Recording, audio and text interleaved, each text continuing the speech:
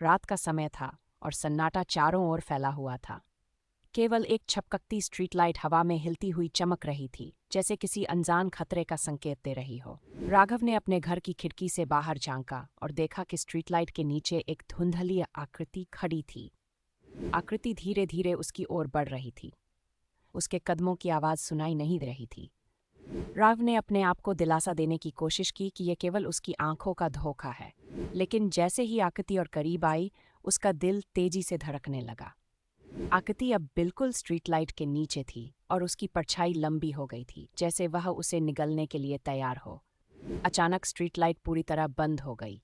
राघव ने घबराकर खिड़की बंद कर ली। उसके हाथों में पसीना आ गया। कुछ पलों बाद उसने दोबारा देखा। आकृति गायब हो चुकी थी, लेकिन अब उसे अपने घर के बाहर खरोंचने की आवाजें सुनाई देने लगीं, जैसे कोई उसे बुला रहा हो।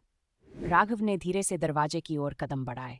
जैसे ही उसने दरवाजा खोला, एक ठंडी हवा का झोंका उसके चेहरे पर पड़ा और उसे लगा कि कोई उसके बिल्कुल पास खड़ा है।